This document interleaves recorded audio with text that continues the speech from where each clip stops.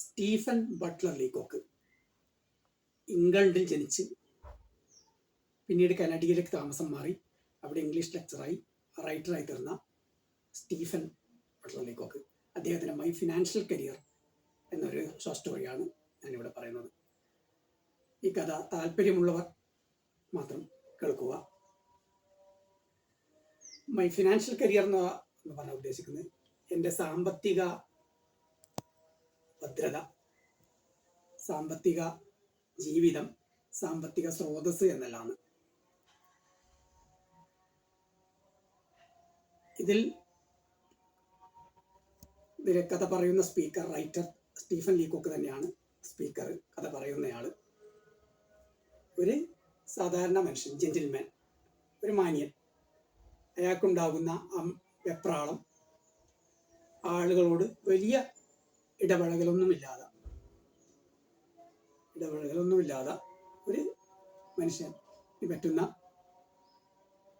അമളിയാണ് ഒരാൾക്ക് ആകെ ഉണ്ടാകുന്ന ഒരു ബാങ്കിൽ പോകുമ്പോൾ ഉണ്ടാകുന്ന ഒരു സംഭവമായ ഇതാണ് ഈ സ്റ്റോറിയിലൂടെ വിവരിക്കുന്നത്.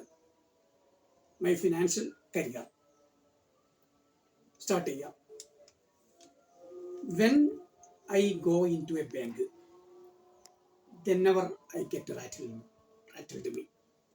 ഞാൻ ഒരു ബാങ്കിൽ പോകുമ്പോൾ, അല്ലെങ്കിൽ എപ്പോഴെല്ലാം ഞാൻ ബാങ്കിൽ പോകുന്നുവോ അപ്പോഴെല്ലാം ഞാൻ ആകെ പരിഭ്രമിക്കുന്നു, വിറയൽ ആകുന്നു.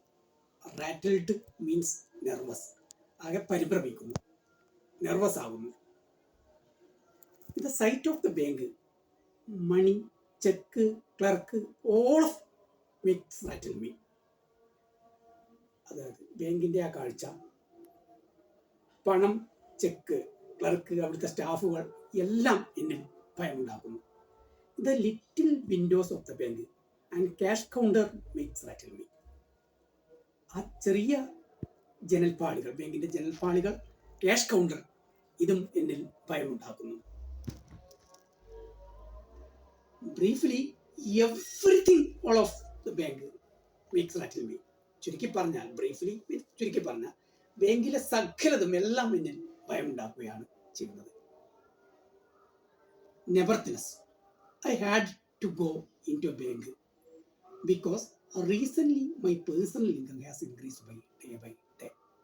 Nevertheless, എന്നിരുന്നാലും I had to means must വേണ്ടതാവുന്നു. I had to go into a bank. എനിക്കൊരു ബാങ്കിൽ പോകേണ്ടതായി, എന്നിരുന്നാലും എനിക്ക് ഒരു ബാങ്കിൽ പോകേണ്ടതായി വന്നു. ബിക്കോസ് കാരണം recently my personal income has increased day by day. എൻ്റെ വ്യക്തി വരുമാനം ഈയിടെയായിട്ട് എൻ്റെ വ്യക്തി വരുമാനം ദിവസം തോറും കൂടാൻ തുടങ്ങി. അതുകൊണ്ട് എനിക്ക് ബാങ്കിൽ പോകേണ്ടതായി വന്നു. So I wanted to fair esteem money at nearest bank. I wanted to deposit my fairest money at the nearest bank. എനിക്ക് മിച്ചം വരുന്ന കുറച്ച് പണം അടുത്തുള്ള ഒരു ബാങ്കിൽ നിക്ഷേപിക്കാമെന്ന് ഞാൻ വിചാരിച്ചു, ഞാൻ കരുതി. ഒന്നാമത്തെ ഭാഗം ഇവിടെ പൂർണ്ണമാകുന്നു.